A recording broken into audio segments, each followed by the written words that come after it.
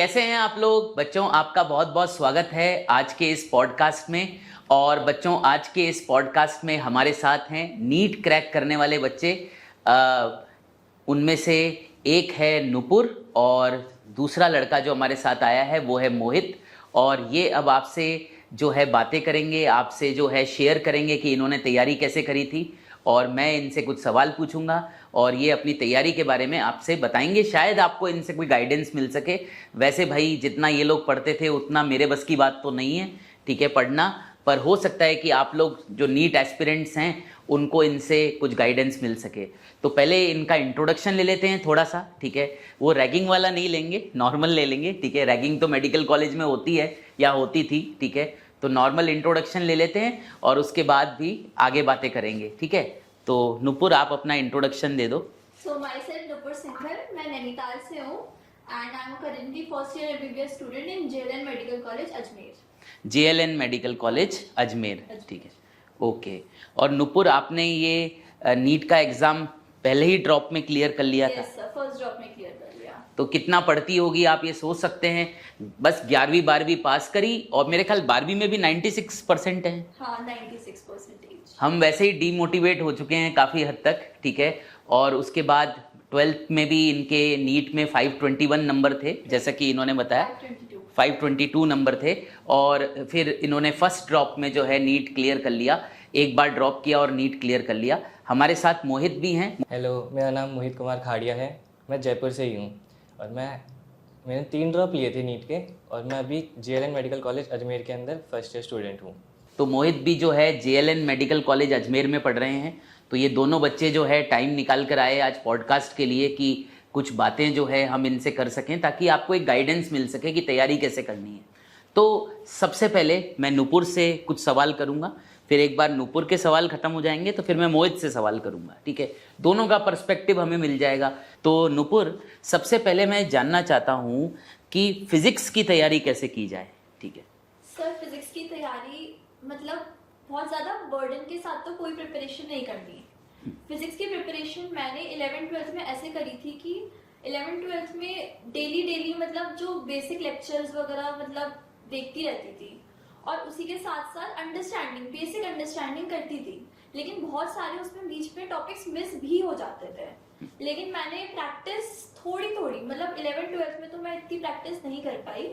लेकिन जब मेरा ड्रॉप ईयर आया तो जैसे आज एक टॉपिक हुआ तो मैंने उसका टॉपिक पढ़ा अच्छे से और फिर उसके बाद शाम के, जैसे सुबह मैंने टॉपिक पढ़ा, शाम को मैंने उसके क्वेश्चंस प्रैक्टिस करे।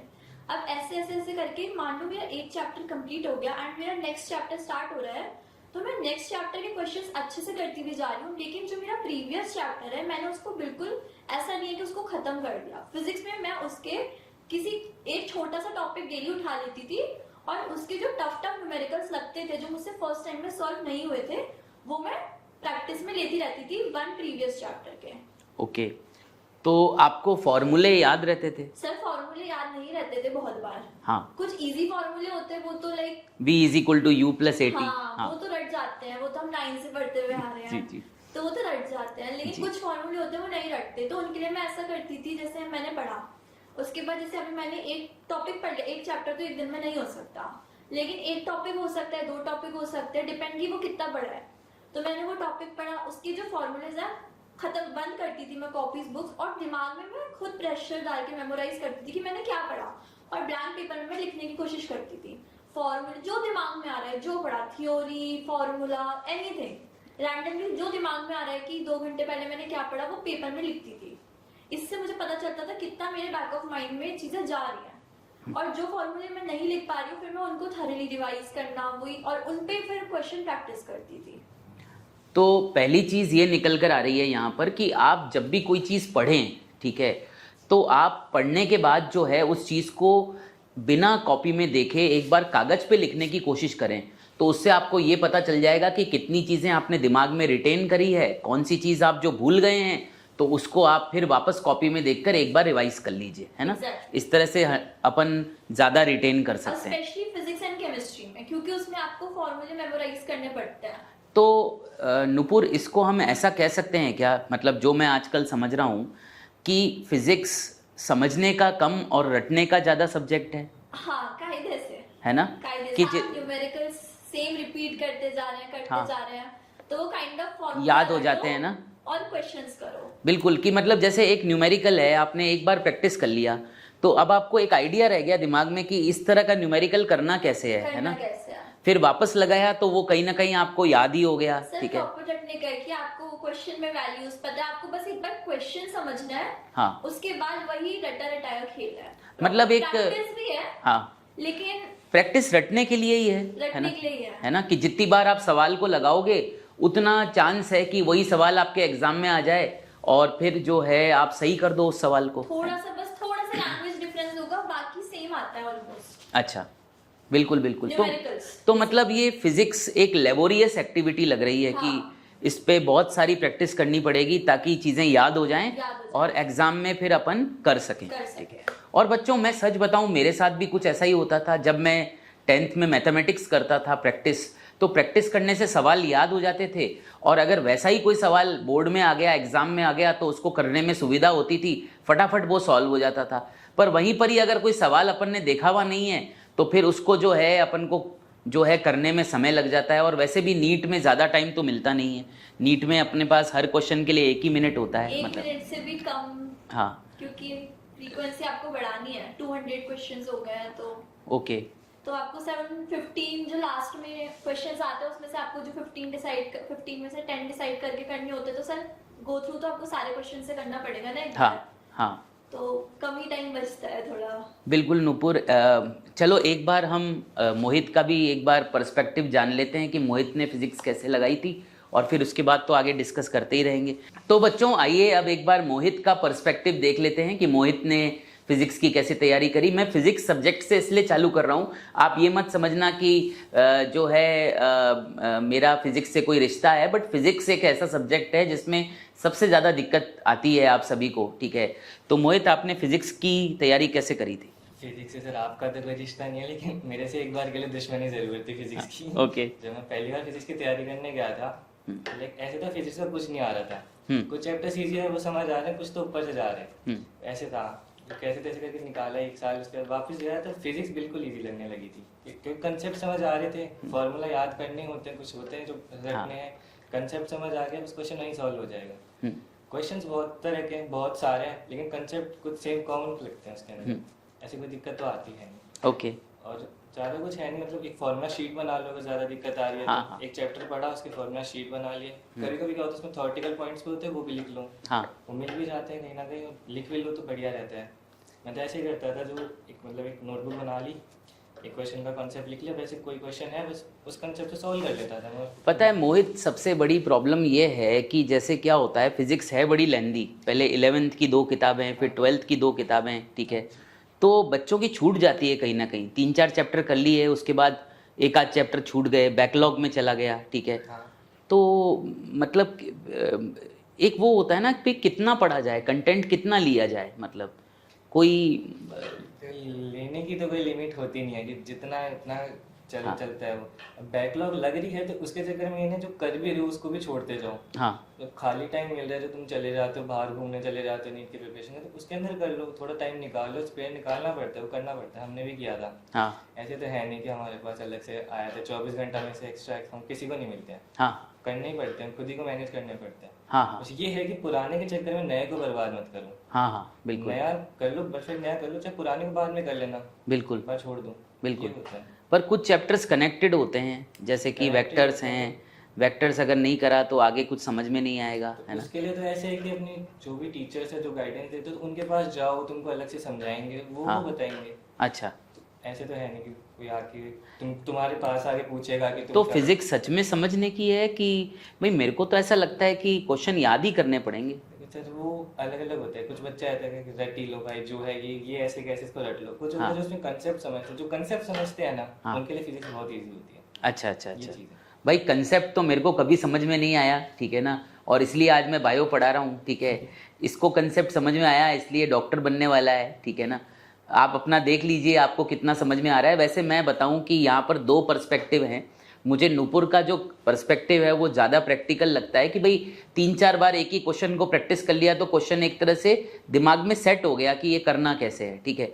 उसके बाद जो है एग्ज़ाम में भी अगर सेम क्वेश्चन आ जाएगा तो जल्दी कर लोगे। देखो भाई, मेरा यहाँ पर मोहित सोचना ये भी है कि भाई टाइम की भी तो लिमिटेशन है। मतलब भाई एग्ज़ाम में 1 ही मिनट मिलेगा क्वेश्चन करने के लिए, राइट। तो अगर आप उस समय कंसेप्ट लगाते रहोगे तो इतना है क्या समय? मतलब समय तो नहीं होगा, लेकिन हम पूरी 1 साल तैयारी करके आते हैं तो हमने इतनी प्रैक्टिस करी होती है कि हमको क्वेश्चन देख के पता लग जाता है। जो आप बता रहे हो कि हम एक क्वेश्चन, एक टाइप के बहुत सारे क्वेश्चन करते हैं तो उसमें कंसेप्ट तो सेम ही लग रहा है ना। हाँ, ऐसे थोड़ी पर आपने जो प्रैक्टिस करी है वो आपके दिमाग में याद हो गया ना क्वेश्चन कैसे करना है, तभी तो 1 मिनट में उसे सॉल्व कर पाओगे। फटाफट इसमें ये फार्मूला लगेगा, ले भाई कर दिया, है ना। ऐसे तो आप बायो के अंदर भी तो एक बार बायो को तो याद ही करनी पड़ती है। हाँ, मतलब कुल मिलाकर सब कुछ ही याद करने का है, मुझे ऐसा लग रहा है ना। कभी कभी कंसेप्ट के थ्रू जाओगे ना फिजिक्स पढ़ने में मजा आएगा। हाँ हाँ हाँ, अगर ऐसे रटते जाओगे तो सारी चीजें रटने की हो जाएंगी। फिजिक्स रटो, बायो रटो, इधर से इनऑर्गेनिक रटो, रटना तो है ही भाई, ठीक है ना। क्या क्या रटेंगे। गेम ऑफ रटना। तो नुपुर, मेरा अगला सवाल आपसे है कि आपका टाइम टेबल क्या होता था पढ़ने का?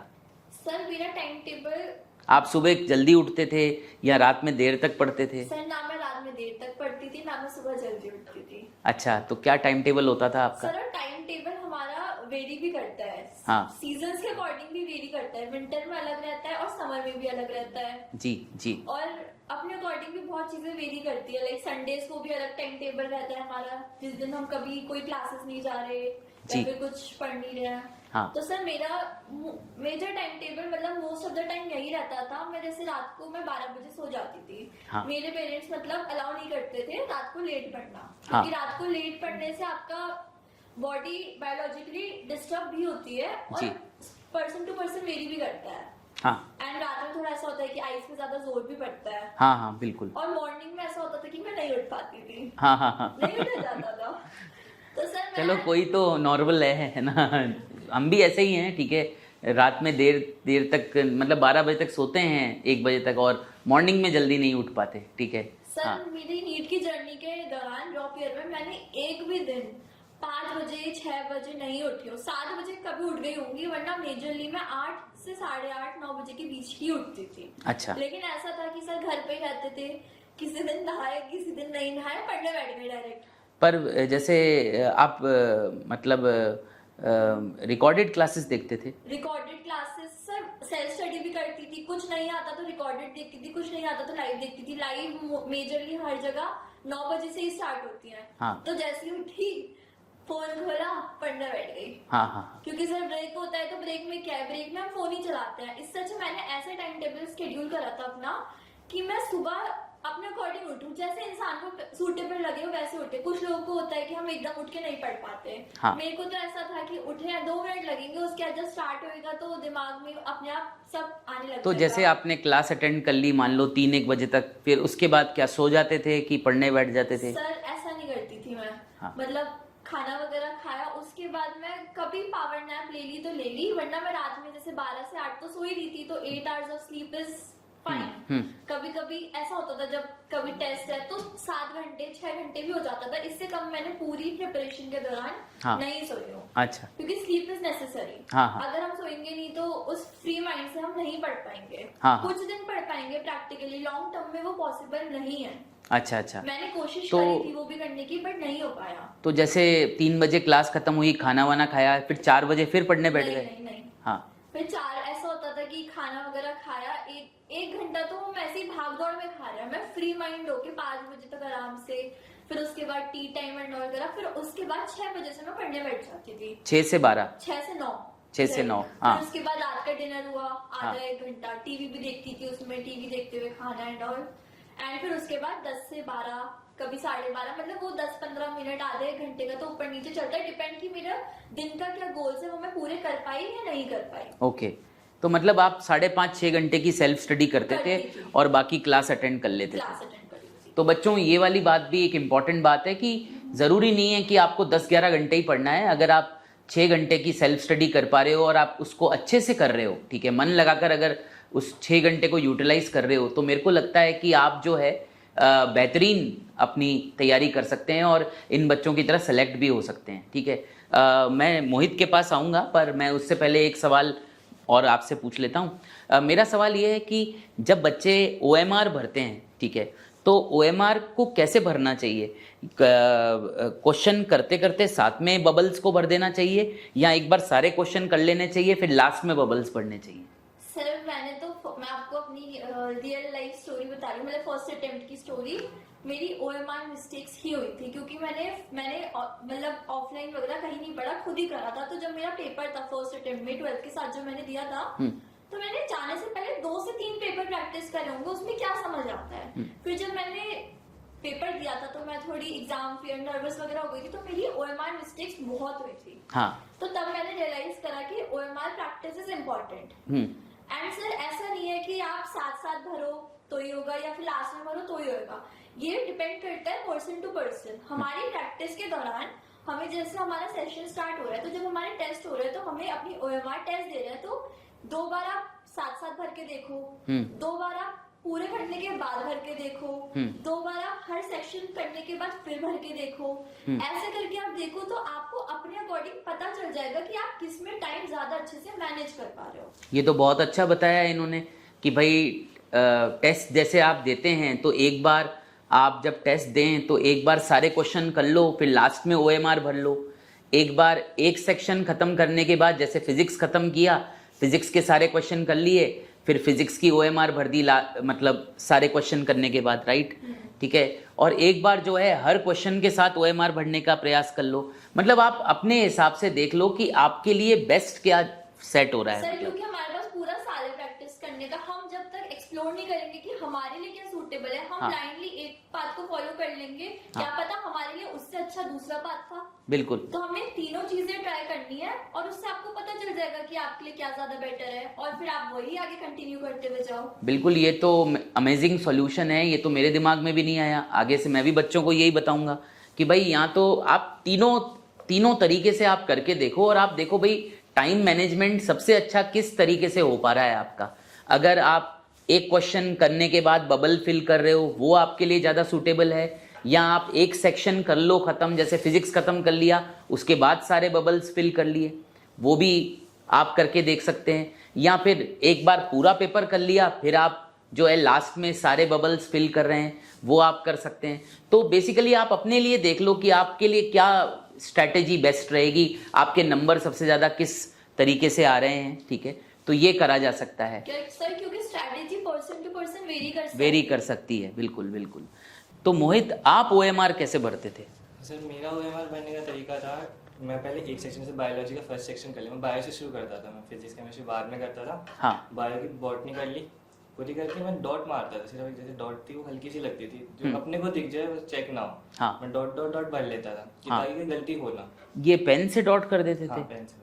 तो अगर वो डॉट लगा रहे तो वो मशीन में नहीं पकड़ में आता? चेक नहीं होता, छोटा सा टच ही करना होता है, तो बड़ा नहीं, टच कर दो वहाँ पे तुमको पता है कि मैंने यहाँ डॉट लगाया। हाँ। मैं ऐसे भरता था, वो भर दिए, फिर नेक्स्ट पे आ गया। फिर ये हम साथ साथ OMR भरते हैं ना, इसलिए कहते हैं कि हम क्वेश्चन कर रहे हैं, फिर OMR पढ़ने चले गए तो यहाँ से कॉन्टेक्ट टूट जाता है कि हम क्वेश्चन कर रहे थे। ये फ्लो होता है ना, हम फ्लो में क्वेश्चन कर रहे हैं, फ्लो टूट जाता है, तो उसमें दिक्कत आ जाती है। कभी एक चल रही है फिजिक्स के न्यूमेरिकल सॉल्व कर रहे हैं, समझ लो ऊपर वाले से कनेक्टेड ही आ गए, एक बार फ्लो टूट गया बस टूट ही जाता है। यहाँ पे ये मेरे साथ हो रखा है, तो मैं ऐसे करता था, डॉट डॉट डॉट भर ली, वो डॉट छूट भी जाएगी ना, मतलब उनका आंसर चेंज कर दो, चेक नहीं होती है। ऐसे होता है। मैं तो एक्सपीरियंस्ड है, हम लोग तो। पर वो आप डॉट भर रहे हो तो टाइम तो उतना ही लग रहा है। टाइम लग रहा है, लेकिन आपकी जो गलती है नेगेटिव मार्किंग वो भी तो बच रही है ना। अच्छा, कि कहीं गलती से गलत भर दिया तो भर गया -5 जाएगा, उससे बढ़िया थोड़ा सा एक्स्ट्रा टाइम दे दो। हाँ, ये भी है कि पहले इनका मोहित का कहना ये है कि आप वहाँ पर एक डॉट लगा दीजिए, और डॉट जो है मशीन के पकड़ में शायद ना आए। मैं इसके लिए श्योर नहीं हूँ, कल अपन बता दें बच्चों को और पकड़ में आ जाए तो यार बच्चे अपने पीछे पड़ जाएंगे। ठीक है ना? तो अच्छा, तो स्मॉल डॉट दिखेगा भी। ठीक है, टच कर देना, टच कर देना निशान से होगा, तो जस्ट टच कर दीजिए। मोहित का कहना ये है कि एक नंबर पे टच मत कर देना, थोड़ा साइड में ना, बीच में कहीं टच कर दो, हो जाता है कभी कभी। हाँ, वो देखो आप अपने हिसाब से देख लेना। मोहित का कहना ये है यहाँ पेंसिल से कर दें तो वो वो आपके ऊपर पेंसिल में टाइम जाएगा तेरे से, वो मैं नहीं कहूँगा कि पेंसिल कैसे करो, पेंसिल से पेपर सॉल्व ही नहीं किया जाएगा। अच्छा, हाँ आदत ही नहीं होती। हाँ, पेन से करना पड़ता है। पेन से ही करते हैं। चलो मतलब मैं इसको समराइज कर देता हूँ कि भाई क्वेश्चन के आगे जैसे 4 ऑप्शन आ रहे हैं तो आप एक डॉट से ऑप्शन को वो कर दो, थोड़ा सा हल्का सा डॉट लगाकर कि कहते हैं ना टिमकी मार दो, बस टिमकी मार दो। हाँ टिमकी मार दीजिए, और जो है उसके बाद जब पूरा सेक्शन हो जाए फिर उसके बाद वापस गोला गोला करो। नहीं, फिर आगे सॉल्व कर लो, वो तो हो गया ना, फिर हाँ। लास्ट के अंदर एक साथ भर देते हैं उसको। अच्छा, फिर सारे सॉल्व करने के बाद लास्ट में फिर उसको पूरा पेपर देखने की जरूरत नहीं पड़ती, अपना आराम से पेपर को साइड में रखो, करो। सबकी अपनी अद्भुत स्ट्रेटेजीज हैं। मैं सच बताऊं, मैं इसमें नूपुर के साथ जाऊंगा क्योंकि मुझे इसकी स्ट्रेटेजी ज़्यादा ठीक लगी। ठीक है, मैं तो ऐसे बाकी इसके लिए वो स्ट्रेटेजी टिमकी वाली ज़्यादा सक्सेसफुल है।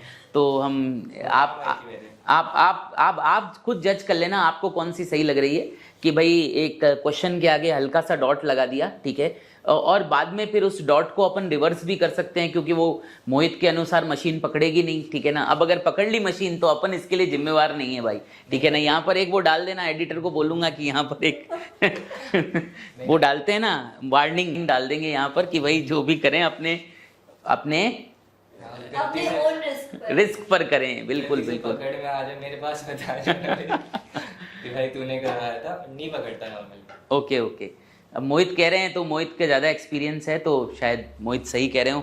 मैंने तो पता नहीं कब OMR भरी थी, अब तो बहुत समय हो गया, ठीक है ना। बोलना आसान होता है, मैं आपको बताऊं, टीचर जो है आपको जो है कहेंगे ये होता है। मैं अपने टाइम में खंबे के नीचे पढ़ता था, लाइट के नीचे पढ़ता था, ऐसा कुछ नहीं होता है। कोई नहीं पढ़ा है खंबे के नीचे, मैं आपको बता दूँ, ठीक है ना। चलिए तो अगले क्वेश्चन पर आते हैं हम, ठीक है। पहले मोहित से पूछ लेते हैं और फिर मैं वही सवाल आपसे पूछूंगा। तो अब मेरा अगला सवाल है कि एंजाइटी को मैनेज कैसे किया जाए, मतलब जैसे टेंशन होती है ना एग्जाम से पहले, टेस्ट से पहले, है ना, कैसे मैनेज किया जाए? टेंशन हर किसी को होती है, मेरे को भी हुई थी। मेरे पेपर से जस्ट एक दिन पहले टेंशन हो रही थी। मैं हॉस्टल के अंदर रहा हूँ और सारे बच्चे पता है आपको दूर दूर कभी सेंटर पर चले जाते हैं। हाँ। तो मैं अकेला था, 2-3 और थे, मेरे बहुत ज़्यादा एंजाइटी हो रही थी। तो मेरे भैया, मैंने उनको कॉल किया कि भैया ऐसे ऐसे दिक्कत है, क्या करूँ। वो कहते मूवी देख दो आराम से कोई मूवी देख ले, चिल मार, कोई कुछ नहीं होगा। अभी मेरे से तो देखी नहीं गई थी मूवी, कौन देखे मूवी। हाँ भाई, मूवी कहाँ से देखेंगे, एग्जाम तो बैक एंड में तो एग्जाम चल रहा है कि भाई कल लगी पड़ी है अपनी एग्जाम की बात, है ना। मूवी देख, बिल्कुल, हाँ बिल्कुल। मैं कहाँ देखी जाएगी मूवी, तो मैंने मूवी वगैरह तो नहीं देखी थी, पर देख लेना, कोई ऐसे वो नहीं है क्योंकि पूरे साल पढ़ के आए तुम, एक दिन के अंदर कुछ नहीं है। हाँ। तो तुम्हारा स्ट्रेस ही मैनेज करेगी।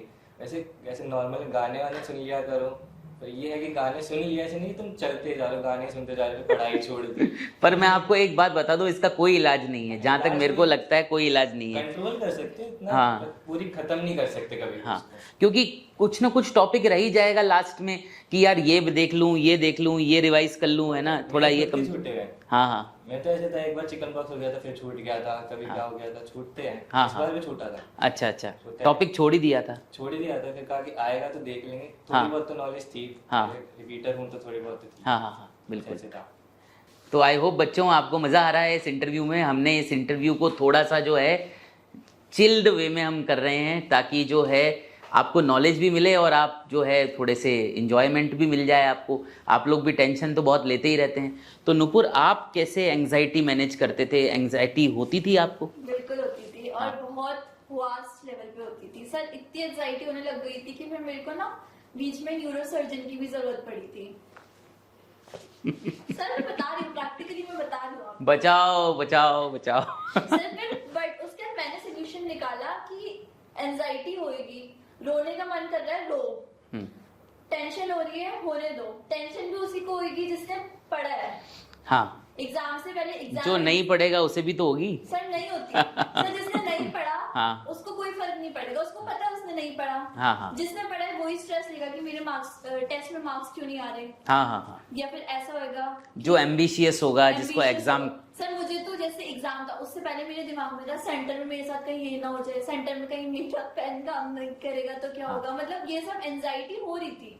तो मैंने खुद को खुद ही कंट्रोल करा और स्पिरिचुअलिटी पे गई मैं कि मतलब जिस दिन मेरा एग्जाम था उससे एक दिन पहले मेरा सेंटर था हल्द्वानी, घर से 30 किलोमीटर दूर। तो मम्मी और मैं उस रास्ते में जितने अच्छे टेम्पल्स थे हम सब में थोड़ी देर होते हुए गए। उससे क्या होता है ना कि एक दिन पहले तो कोई नहीं पढ़ पाता, और खाली बैठे बैठे भी मूवी देखना, तो मूवी भी दिमाग में चलेगी। तो इससे अच्छा है आप किसी काम प्लेस पे जाओ, खुद को थोड़ा रिलैक्स करो, प्रे करो, तो आपका जो माइंड है ना वो फोकस होगा। नहीं, बात तो ये सही है, ये तरीका भी सही है कि आप स्पिरिचुअल तरीके से भगवान से कनेक्ट करें, और लास्ट दिन में जो है आप थोड़े से टेम्पल्स विजिट कर सकते हैं, राइट है ना। उससे आपको लास्ट के दिन में, और उससे आपको शायद आत्मिक शांति मिले, आपको स्ट्रेंथ मिले एग्ज़ाम के लिए। पर नुपुर, पता है क्या था, जब मैं पेपर देने जाता था, ठीक है, एक दिन पहले मेरे को ये लगता था ये भी तैयारी नहीं हुई, ये भी तैयारी नहीं हुई, उधर ग्रेविटेशन रो रहा है, ठीक है ना, उधर से जो है केमिकल बॉन्डिंग रो रही है, उधर से मेंडल कह रहा है कि थोड़ा मुझे भी पढ़ लो, ठीक है ना। सर सेल्फ सेटिस्फेक्शन कभी नहीं आती। हाँ, आप कितना भी पढ़ लो वो हमेशा कम है। हाँ हाँ, टॉपर्स को भी सारे क्वेश्चंस नहीं आते। वो ऐसा होता है कि उस दिन जो क्वेश्चन उन्हें आता था वो पेपर में आ गया। हाँ हाँ, प्रैक्टिस के ऊपर है, प्रैक्टिस के ऊपर है। हाँ, कि जितनी ज़्यादा आप प्रैक्टिस करेंगे उतना ज़्यादा आपके लिए अच्छा रहेगा। तो नुपुर, मेरा सवाल ये है अब, ठीक है, कि जैसे क्या ऐसे प्रैक्टिस करें तो ज़्यादा सही रहेगा कि फिज़िक्स का क्वेश्चन है उसका सॉल्यूशन आपके पास आप देख लो और फिर उसको एक दो बार लिखने की प्रैक्टिस कर लो, रेदर देन कि आप फिज़िक्स का क्वेश्चन जो है सॉल्व करने की कोशिश करो? सर मेरे अकॉर्डिंग तो इनिशियली आपको सॉल्व करने की कोशिश करनी चाहिए खुद, क्योंकि मैं जब सॉल्व करता था तो मुझे 10 से 15 मिनट एक क्वेश्चन में लग जाते थे। सर इनिशियली लगेंगे, अगर आप खुद कोशिश करेंगे हाँ, तो वो इनिशियली लगेंगे, लेकिन जब आप उस प्रैक्टिस में आएंगे ना तो फिर कुछ टाइम बाद आपको वो क्वेश्चन का सोल्यूशन देखने की जरूरत ही नहीं पड़ेगी। अगर आपका कॉन्सेप्ट क्लियर है, फॉर्मूले आपको आते हैं ना, तो स्टार्टिंग में जो 10-15 मिनट है वो कैसे आगे फर्दर चैप्टर्स में 2 मिनट्स 1 मिनट 30 सेकंड्स में भी हो जाते हैं कुछ क्वेश्चंस प्रैक्टिस करे हुए। फिजिक्स में क्या होता है कि मेजरली क्वेश्चन फिजिक्स में नीट के पेपर में डायरेक्ट फॉर्मूला बेस्ड 2 से 3 लाइन में सॉल्व होने वाले आते हैं, क्योंकि पेपर मीडियम मॉडरेट आता है तो इतने ऐसे ही आता है। तो आपको खुद कोशिश करनी चाहिए और फिर लास्ट में सॉल्यूशन के साथ वाले क्वेश्चन तब करने चाहिए जो आपको ऐसा हो गया कि ये मुझे नहीं समझ आ रहा। पर अमूमन एक गाइड में 100-150 सवाल होते हैं, या किसी भी इंस्टीट्यूट के मॉड्यूल में 100-150 सवाल होते हैं, तो जो है अगर हर सवाल पे 10 मिनट लगाएंगे तो कितने मिनट खर्च हो गए? सर हर सवाल पे 10 मिनट लग नहीं सकते, क्योंकि अगर 100-150 क्वेश्चंस होते हैं ना, हाँ, तो उसमें से 5-6 क्वेश्चंस तो सेम टाइप के होते हैं। अच्छा अच्छा, हाँ, ऑलमोस्ट हाँ, उसमें से कुछ होते हैं जिनकी लैंग्वेज अलग होती है, जिनको फर्स्ट टाइम करने में टाइम लगता है, तो आप टाइम लो। जैसे 11-12 के साथ अगर आप कर रहे हो तो आपको फर्स्ट टाइम करने में प्रॉपर टाइम लेना चाहिए। अच्छा, अब चलो एक अगले टॉपिक पे आगे चलते हैं। वो ये है कि क्या सच में ये जो वन शॉट वगैरह चलते हैं यूट्यूब वगैरह पे, ये हेल्पफुल होते हैं क्या?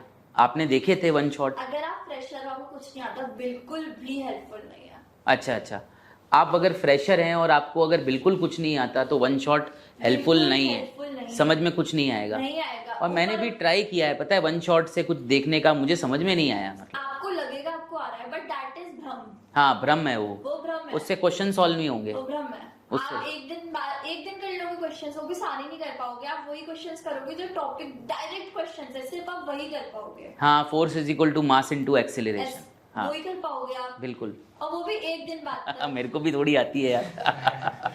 जी जी, वो भी एक दिन बाद तक। हाँ, आप नहीं कर सकते। One shots are not useful until unless आपने वो चैप्टर पहले पढ़ा हो। हाँ, रिवीजन के लिए रिवीजन के अच्छे हैं, बहुत अच्छे हैं। पर रिवीजन के लिए भी क्या ये सही रहेगा कि जो है लास्ट के दिनों में हम पूरा पूरा दिन वन शॉट देखते रहें? मैंने तो वन शॉट्स नहीं देखे थे, मेरा पर्सनल है। हाँ, मैंने खुद ही करा था। वही मैंने आपको बताया कि बस फॉर्मूले लिखो पेपर में, दिमाग में बैठ जाएंगे वही।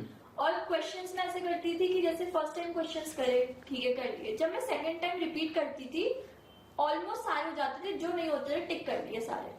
देखिए बच्चों, यहाँ पर हम बस ये बताना चाहते हैं आपको कि सिस्टमेटिक प्रिपरेशन जो होती है वही मायने रखती है। अगर आपको लास्ट में कोई कह रहा है कि मैं वन शॉट से आपको सब कुछ सिखा दूंगा और आपका काम हो जाएगा, तो वो एक भ्रम है। याद रखिए, उससे सिलेक्शन नहीं होने वाला, ठीक है। उससे शायद आपको थोड़ा सा कॉन्फिडेंस मिल जाए कि हाँ, करने के लिए मैंने चैप्टर कर लिया है, पर वो सिर्फ एक क्या है, एक भ्रम है, उससे सिलेक्शन नहीं निकलने वाला। बात है बहुत रेयर बच्चे होते हैं जिनका नहीं होता। हम यहाँ पे मास पॉपुलेशन मास स्टूडेंट्स की बात कर रहे हैं तो one shot is not useful, वो भी लास्ट के डेज में। ओके, उसमें आप अपना टाइम वेस्ट कर रहे हो, खुद को सेटिस्फाई कर रहे हो कि यार मैंने तो पढ़ा था लास्ट के पूरा पूरा दिन समय बर्बाद हो रहा है। सर आप खुद को सेटिस्फाई कर रहे हो, उसका कोई यूज हाँ नहीं है। हाँ हाँ हाँ, आपको करना है। और लास्ट के डेज में तो आप जितना revision practice question practice revision test, यही मायने रखेंगे और बिल्कुल। वन शॉट्स बिल्कुल मायने नहीं रखेंगे। तो ये बहुत सही बात है, बहुत इंपॉर्टेंट बात है कि लास्ट के दिनों में जो है आप जो है रिवीजन करिए, प्रैक्टिस करिए क्वेश्चन, और शुरू में भी एक पक्की स्ट्रेटेजी बनाइए, एक टाइम टेबल के हिसाब से सिस्टमेटिक तरीके से चलिए। अब अगर आप सोच रहे हैं कि मैं दिसंबर जनवरी में जाकर कोई चमत्कार कर दूंगा, या आपको कोई टीचर इस तरह की एश्योरेंस दे रहा है कि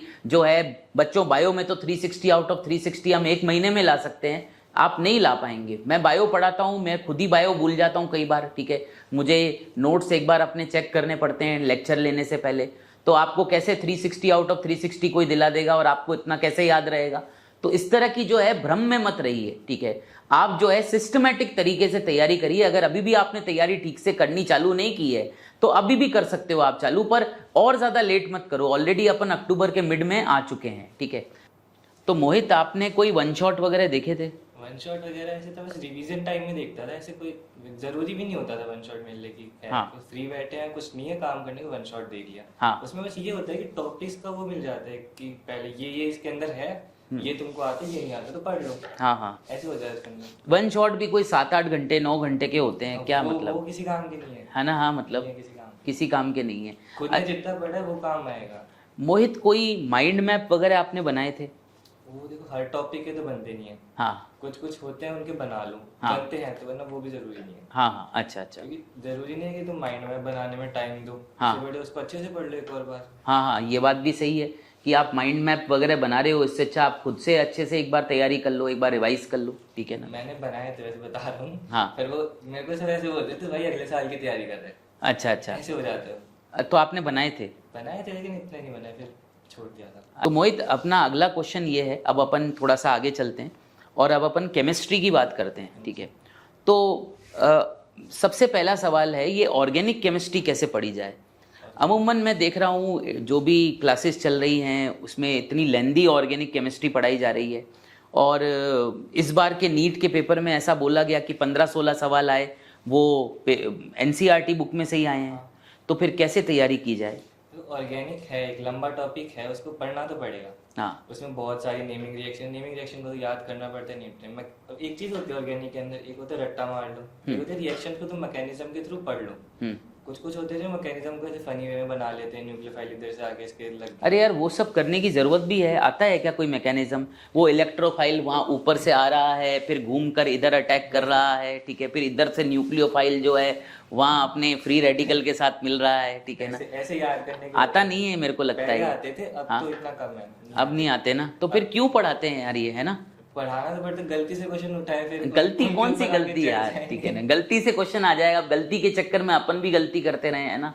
टू द पॉइंट नहीं पढ़ सकते ऑर्गेनिक केमिस्ट्री को। तो कुछ भी नहीं पढ़ सकते ना, बायो के अंदर भी तो एक्स्ट्रा बताते हो आप। अरे कहाँ बताते हैं, ठीक है ना? थोड़ा बहुत तो आता ही होगा। आप नूपुर से पूछो, मेरे से पढ़ी है? बिल्कुल नहीं। फिर भी कुछ तो थोड़ा बहुत तो एग्जाम्पल देने पड़ते हैं। अरे वो सब चेंज हो चुका है अब, ठीक है ना?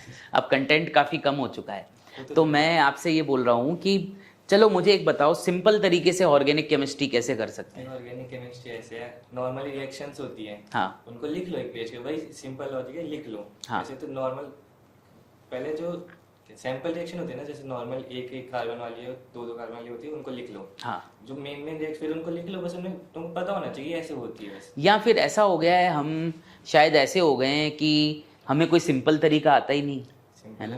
पढ़ाते हैं ऐसे कि पूरा हाँ, पढ़ा देंगे, 90 क्लास, 80 क्लास लगती है उसकी, वो हाँ। वो है, करना पड़ता है। मतलब अब हम ऐसे हो गए हैं कि अब हमारे को सिंपल तरीके आते ही नहीं कि भाई कोई तरीका सिंपल भी होता है उसको करने के लिए, है ना? आदत हो चुकी है, वो चलता आ रहे, ट्रेंड हाँ, चलता आ रहा है कि करना ही है, करना ही है इतना, है ना? मतलब तो बच्चों, यहाँ पर बातें हो रही हैं केमिस्ट्री की, ठीक है। तो नुपुर, आप कोई तरीका बता सकते हो ऑर्गेनिक केमिस्ट्री को सिंपल तरीके से पढ़ने के लिए? सर मैं पहले अपना बताती हूँ। हाँ। पहले मुझे ऑर्गेनिक केमिस्ट्री 11th 12th में मैं पढ़ती थी, मुझे समझ ही नहीं आता था कि पढ़ा क्या रहा है, क्योंकि ऑर्गेनिक केमिस्ट्री में कोई बताता ही नहीं है कि ऑर्गेनिक केमिस्ट्री है क्या चीज, हाँ इसको कैसे पढ़ना होता है। कभी कहीं पे रिएक्शन मैकेनिज्म, कहीं पे प्रिपरेशन, आई थिंक कार्बन की केमिस्ट्री होती है।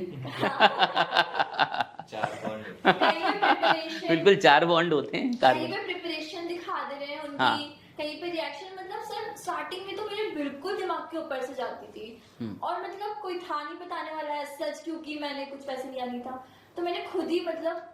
और ऑर्गेनिक केमिस्ट्री एनसीईआरटी की बहुत डिसऑर्गेनाइज्ड है, अच्छी नहीं है। अच्छी नहीं है, डिसऑर्गेनाइज्ड है। मैंने हाँ। खुद एक चीज एक जगह पे और दूसरी कहीं और है। दूसरी कहीं और है, बहुत डिसऑर्गेनाइज्ड है। मतलब एक रिएक्शन इधर है तो उसके आगे के मैकेनिज्म्स 2 चैप्टर 4 चैप्टर बाद है, 11th में कुछ है तो उसकी 4 मतलब 12th में आधा, तो मैंने बहुत डिसऑर्गेनाइज्ड है। तो मैंने खुद ही जाना कि केमिस्ट्री ऐसे होती है, पहले आप कंपाउंड्स होते हैं, फिर उनकी प्रिपरेशन सिखाते हैं, फिर उन्हीं कंपाउंड्स के रिएक्शन सिखाते हैं। मैंने खुद में ही जाना कि ऐसे ऐसे ऐसे ऐसे ऐसे है। फिर मैंने जब टीचर्स पढ़ाते थे सारे चैप्टर्स पढ़े एक एक करके एक एक करके एक एक करके, फिर रिवीजन मतलब दोबारा पढ़ना उनको खुद से स्टार्ट करा। फिर मैंने उनको खुद ही ऑर्गेनाइज करा। जैसे क्लोरीन के कुछ रिएक्शन इधर है तो वो 4 चैप्टर बाद है, तो उनको एक जगह पे एक साथ समराइज करा।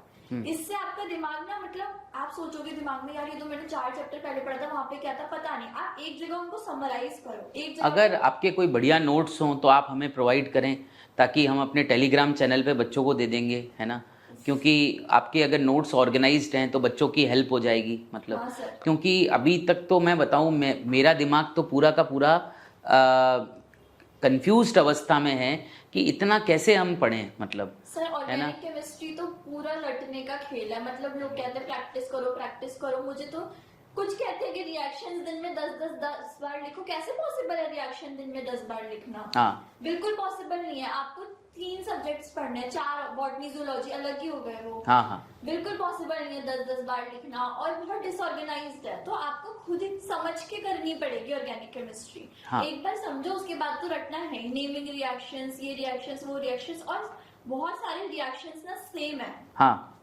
और उनके मैकेनिज्म्स जैसे अभी हम डिस्कस कर रहे थे, बहुत जगह पे मैकेनिज्म्स मुझे वेस्ट लगते थे सर, मुझे समझ में भी नहीं आते थे मैकेनिज्म। अरे मैकेनिज्म मत करो भाई, मतलब तुम यार कल कोई क्वेश्चन आ जाए तो मेरे को मत पकड़ लेना, बट मैकेनिज्म से मुझे लगता नहीं है कि अब सवाल आते हैं। सर मुझे मैकेनिज्म आते नहीं थे तो मुझे डर लगता था एग्जाम में कोई मैकेनिज्म के रिलेटेड क्वेश्चन आ गया तो मैं क्या करूँ। कुछ मैकेनिज्म इंपॉर्टेंट है, जैसे हाइड्रेशन ऑफ अल्कोहल, ये सब मैकेनिज्म कुछ तो इम्पोर्टेंट कुछ है, जो एनसीईआरटी में दे रखे हैं वो पढ़ लो, इम्पोर्टेंट है ना। उसके अलावा कुछ है फालतू के जिनसे टीचर्स इसलिए पढ़ा देते कि आ गया तो वो हमारे ऊपर ना डाल दें। हाँ। बट इससे ना बहुत बर्डन हो जाता है। हाँ हाँ हाँ आएगा तो तब का तब देखेंगे। हाँ सही बात है, सही बात उसकी है। वजह से हम स्ट्रेस लेकर हाँ बहुत ज्यादा स्ट्रेस ले लेते हैं कि ये मैकेनिज्म है, ये मैकेनिज्म, ये मैकेनिज्म है। उसका कोई यूज नहीं है। जितने मैकेनिज्म है लिमिटेड उतने ही पढ़ो। हाँ और आप एक बार देख लो एनसीईआरटी में कौन से मैकेनिज्म हैं, वही पढ़ लो बस, है ना। और मतलब एनसीईआरटी में ज्यादा मैकेनिज्म्स है भी नहीं तो इसका मतलब आएंगे भी नहीं, सीधी बात है ना भाई। एनसीईआरटी से बाहर का स्टफ क्यों आएगा, आप मेरे को बताइए। आ तो नहीं रहा है, इस बार भी नहीं आया, तो फिर अगले साल भी क्यों आएगा? ठीक है, तो अननेस हाँ बहुत पहले आते थे। बहुत पहले आते और थे। सर क्वेश्चंस भी एग्जाम में एनसीईआरटी के उठ के आ रहे हैं डायरेक्ट। हाँ हाँ हाँ ऑर्गेनिक के तो एनसीईआरटी के बैक एक्सरसाइज, इंटेक्स एक्सरसाइज से डायरेक्ट क्वेश्चंस उठ के आ रहे हैं ओके डायरेक्ट। ओके। और फिजिकल केमिस्ट्री के लिए क्या करते हैं? Physical chemistry sir as usual सब बोलते हैं फिजिक्स की तरह है, और फिजिक्स की तरह वो है। हाँ हाँ जैसे मैंने बताया था ना कि फिजिकल केमिस्ट्री पढ़ो फिर वो लिख दो फिजिक्स, हाँ। बिल्कुल वैसे ही आपको फॉलो करते हुए जाना है। लेकिन फिजिकल केमिस्ट्री में थोड़ी सी थ्योरी है। मैं आप लोगों की दाद देता हूँ, मेरे को अभी भी ऑक्सीडेशन रिडक्शन समझ में नहीं आता, क्या ऑक्सीडाइज हुआ, क्या रेड्यूस हुआ, भाई क्या रिएक्शन है, ठीक है ना। मतलब हाँ ये ज़रूर है कि कोई मेरे को कहे कि ये सोडियम पड़ा है पानी में डाल दो विस्फोट होता है, बड़ा मज़ा आता है, ठीक है ना। पर ये कई चीज़ें मुश्किल हैं फिजिकल केमिस्ट्री में कितनी भी। बार सर टीचर्स बोलते हैं रिडॉक्स रिएक्शन छोड़ दो, मतलब बहुत हल्के हल्के में पढ़ा देते हैं। लेकिन मैंने स्टार्टिंग में छोड़ दिया था।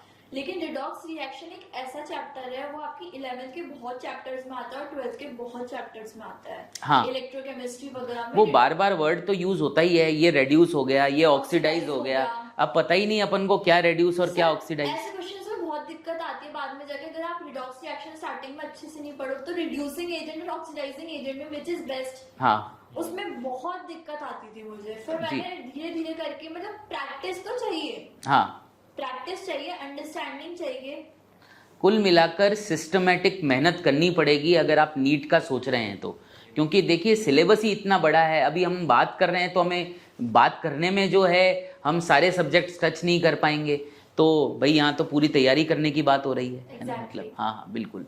दोनों बच्चों को मैं शुभकामनाएं देता हूँ। और जो है क्योंकि ये अजमेर में ही है, मेरा स्टूडियो जयपुर में है, तो कभी भी मैं बच्चों से रिक्वेस्ट कर सकता हूँ। आपके अगर कोई सवाल हो, ठीक है, तो आप ज़रूर जो है कमेंट बॉक्स में, कमेंट्स में सवाल बच्चों से पूछें और ये बच्चे आपको पर्सनली जवाब देंगे। आप बच्चों को जवाब तो दे सकते हो यूट्यूब पर, है ना। हमारा जो चैनल है विद्यादीप का, तो उसके नीचे आप अपना वीडियो देखना, थोड़े दिन में आ जाएगा, तो आप नीचे बच्चों के आंसर, क्वेश्चंस के कुछ आंसर बता सकते हैं, उनकी हेल्प कर सकते हैं। सर अगर वो पर्सनली चाहे तो वो टेलीग्राम वगैरह पे भी कनेक्ट करके पूछ सकते हैं। टेलीग्राम पे कनेक्ट कर सकते हैं, कर सकते हैं बिल्कुल। टेलीग्राम चैनल आप दोनों के हैं? चैनल नहीं, आईडीज होती है ना उसमें, तो उसमें कनेक्ट कर सकते हैं। वो आप भले कमेंट बॉक्स में ही बता दीजिएगा बच्चों हाँ, को, हाँ, ठीक है ना, वो ठीक रहेगा ना।